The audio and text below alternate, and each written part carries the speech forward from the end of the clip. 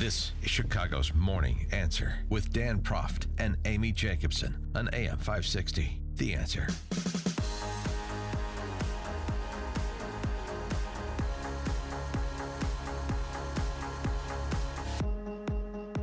Good morning, Dan and Amy. And Gina Haspel endured worse than waterboarding, worse than 5 hours of Maroon 5 songs being directed at you in a confined space, questioning from the likes of Kamala Harris and Jack Reed from Rhode Island. Listen to this torturous exchange between Jack Reed and Gina Haspel. Again, it's about the enhanced interrogation program, which is what dominated the hearing. And to try and get to the morality of it, Jack Reed tried to flip the script on Haspel and say, what would you have done? How would you have received it if a CIA officer had been waterboarded by a terrorist? If one of your operators were captured, subjected to waterboarding and enhanced interrogation techniques, which you, I believe, supervise, would you consider that to be moral, since perhaps the other entity did not have legal restrictions, and good tradecraft, as you appeared to do when you were involved in it previously? Senator, I don't believe the terrorists follow any guidelines or civilized norms or the law. CIA follows the law. Excuse me, madam. You seem to be saying that you were not following civilized norms and the law or anything else when you were conducting those self-same activities, if that's the analogy you're going to draw. Senator, I'm sorry, can you I can't. Very simple. You have an operations officer who is captured. He's being waterboarded. I've asked you very simply, would you determine that to be immoral and something that should never be done, condoned in any way, shape, or form? Your response seems to be that civilized nations don't do it, but uncivilized nations do it, or uncivilized groups do it. The United States does it. A civilized nation was doing it until it was outlawed by this Congress. Senator, I would never obviously support inhumane treatment of any CIA officers. We've lost CIA officers over the years to terrorists. I just gave an example. Khalid Sheikh Mohammed personally killed a Wall Street Journal correspondent and filmed that. I don't think there's any comparison between CIA officers serving their country, adhering to U.S. law, and terrorists who, by their very definition, are not following anybody's law. So every politician wanted their I gotcha moment, and it just didn't happen. And Khalid Sheikh Mohammed, by the way, since Gina Haspel mentioned him, along with John McCain, does not want to see Gina Haspel confirmed to be CIA director. Interesting bedfellows. Kamala Harris tried the same game with Haspel. Oh, yeah. Do you believe that the previous interrogation techniques were immoral? Senator, I believe that CIA officers to whom you referred. It's a yes or no answer. Do you believe the previous interrogation techniques were immoral? I'm not asking do you believe they were legal. I'm asking do you believe they were immoral? Senator, I believe that CIA did extraordinary work to prevent another attack on this country, given the legal tools that we were authorized to use. Please answer yes or no. I mean, it just went on and then. And finally, they changed topics. And Tom Cotton had a moment there. I mean, again, this is all to everybody gets their turn at the wheel to be on TV, so they have clips they can send out to their constituents about free advertising, what they did.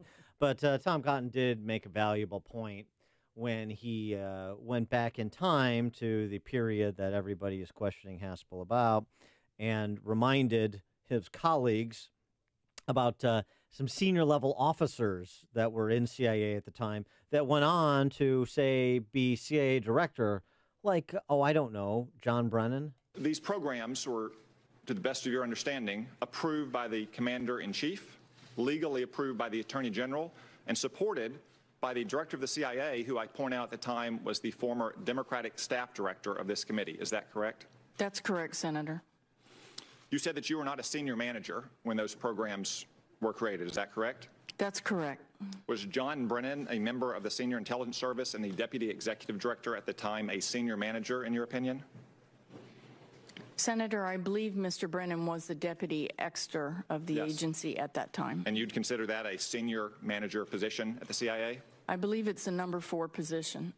For John Brennan, who was confirmed to be the CIA director by the following members of this committee: Senator Warner, Senator Feinstein, Senator Heinrich, Senator Collins, Senator King, Senator Burr, Senator Manchin, Senator Wyden, and Senator Rubio. The good news for Haspel and the president is that Senator Manchin, just mentioned voting to confirm Brennan, has also announced he's going to vote to confirm Haspel, giving it bipartisan support and really a glide path to her installation as CIA director. For more on this, as well as the hostage rescue in North Korea, we're pleased to be joined by our friend Jed Babbin. He is a former United States Deputy Undersecretary of Defense and a contributor to the Washington Times and American Spectator. Jed, thanks for joining us. Appreciate it. Good morning, guys. How many hours of that Haspel confirmation hearing did you log yesterday? Oh, about 10 minutes worth before I got fed up and turned it off. That's about right. That sounds about right. Any issues with Gina Haspel and her involvement with CIA at the time of the enhanced interrogation program in the 2000s? Well, Gina Haspel's issue that I am concerned about is that she appears to be a Clapper Brennan type of person who is not really interested in doing what we need to do all of these, to deal with the terrorists. Let's put it that way. What do we need to some do? of the threats. Well, I mean, there's a lot of things we need to do, which we're not doing. Number one, we need to start filling up Gitmo again and subjecting these guys to long-term interrogation under our terms. We need to be I'm not, at this point, going to advocate return to waterboarding, although it was both legal, proper, and moral when it was done. But there are Well, a lot was of it things effective, that though? need to be Did we get any key information from waterboarding people? Well, all I can tell you is that in his memoir, George Tenet, who was the head of the CIA at the time, said that the so-called enhanced interrogations, which obviously included waterboarding, produced more valuable intelligence than everything else we got, everything else from any source. So obviously we got some good information from it. And, again, the point comes down to everybody is talking about torture, and they're throwing around the word as if it really had a broader meaning than it does. The law, when it was occurred, the law as it was in 2001, between 2001 and 2005, when John McCain grandstanded a change to the law through Congress, the law said that torture was defined very specifically in terms of, the intentional infliction of pain which caused lasting psychological harm.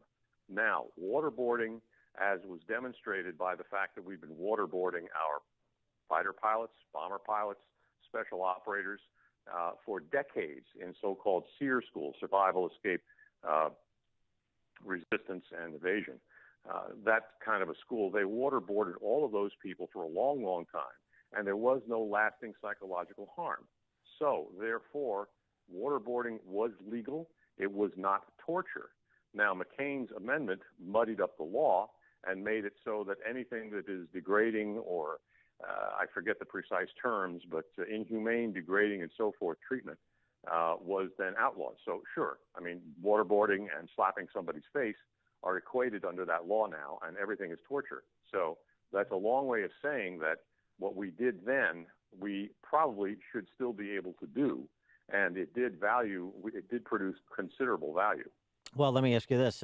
Despite your concerns about Haspel being a Brennan Clapper type, does the opposition to Haspel from Rand Paul and McCain, is that enough for you to vote for her were you a sitting senator?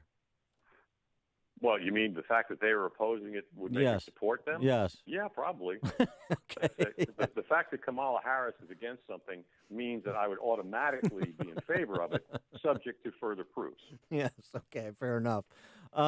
Switching gears, talking about this hostage return, the 3 Americans that were being held by the North Koreans in advance of this sit-down between President Trump and Kim Jong-un.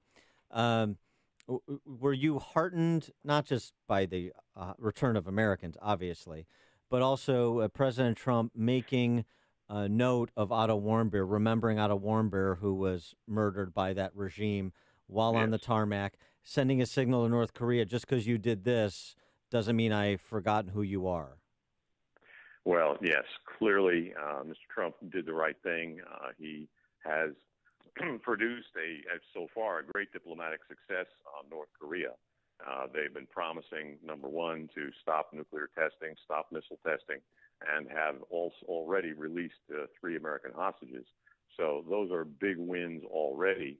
And I think one of the things that has produced that is his cancellation of the Obama nuclear weapons deal with Iran, because Kim Jong-un now has the message that we're not making bad deals anymore, boys. So, if you want to come to the table and really make a good deal that we can verify, fine. But other than that, go pound sand. Well, what does Kim Jong-un want? Kim Jong-un wants us to withdraw from the Korean Peninsula. He wants to retake South Korea and unify the Korean Peninsula under his regime. And he wants us to, basically get out of the area. So that's not what's going to happen, obviously. And in the meantime, he's, I think, a little bit intimidated by what Mr. Trump has been doing. And quite frankly, we need to keep the pressure on. The sanctions that we have on them are literally strangling that country, although, frankly, he doesn't care because he and his military coterie are very well fed, very well cared for. But, the rest of North Korea is literally living in the cold and the dark. Yeah, Kim Jong-un really fills out that Hillary pantsuit, no question about it. Jed Babbin, former United States Deputy Undersecretary of Defense, contributor to the Washington Times and the American Spectator. Jed, thanks as always for joining us. Appreciate it. Thanks, guys. And he joined us on our turnkey.pro answer line.